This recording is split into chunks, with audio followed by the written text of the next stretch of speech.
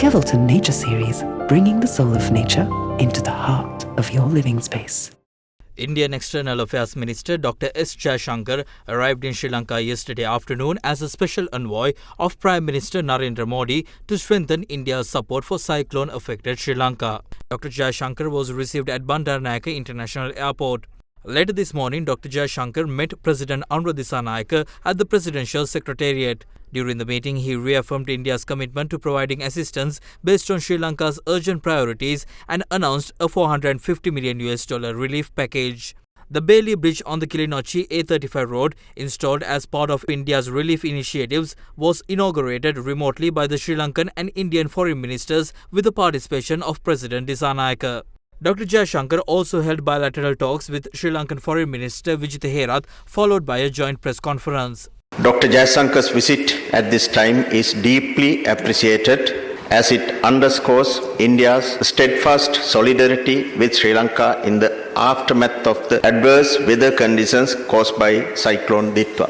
Earlier this morning, Dr. Jaishankar called on President Anura Dissanayake and followed through bilateral discussions which focused on the broad trajectory of India-Sri Lanka cooperation across key sectors including economic development, energy security, connectivity, trade and investment, health, education, maritime security, digital cooperation, tourism and people-to-people exchanges. Views were also exchanged on enhancing cooperation in disaster pre-preparedness and resilience in view of the growing impact of climate-related events in our region. The letter from Prime Minister Modi that I handed over builds on our first responder role. Our talks centered around how expeditiously this commitment can be delivered. As your closest neighbor, it was only natural that India stepped forward at a time when Sri Lanka faced a crisis. Given the scale of the damage, restoring connectivity was clearly an immediate priority. A large number of overall Operation Sagar Bandhu delivered over 1,100 tons of relief material. Recognizing the urgency of rebuilding, Prime Minister Modi directed that we now engage with the Sri Lankan government to address their priorities in that regard.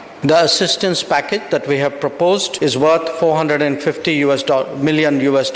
It will include $350 million in concessional lines of credit and $100 million of grants. This package is being finalized in close consultation with the government of Sri Lanka. Our assistance will cover sectors worst affected by this cyclone, including rehabilitation and restoration of road, railway and bridge connectivity, support for construction of houses fully destroyed and partially damaged, support for health and education systems, agriculture, including to address possible shortages in the short and medium term, and working towards better disaster response and preparedness.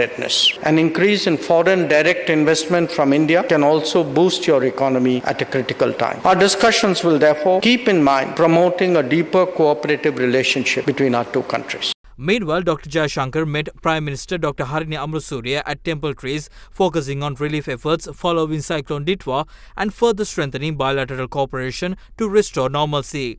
The Indian Foreign Minister also met opposition leader Sajith Premadasa, who emphasized that the opposition would ensure that Indian assistance is delivered to public transparently and efficiently. Concluding the visit, Dr. Jaishankar departed Sri Lanka earlier this evening.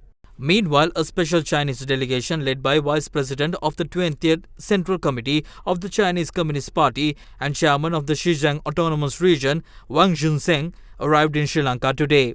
Wang met Sri Lankan officials including the Prime Minister and Minister of Foreign Affairs to discuss further assistance and cooperation. China reaffirmed its readiness to support Sri Lanka's recovery by sharing its expertise for programs such as the Rebuilding Sri Lanka initiative and targeted poverty eradication. The Sri Lankan side expressed gratitude for the humanitarian assistance already provided and emphasized strengthening long-standing bilateral friendship and cooperation. The Chinese delegation, which includes senior officials from the Chinese Communist Party and Xizang region, will tour various parts of the island until December 25th.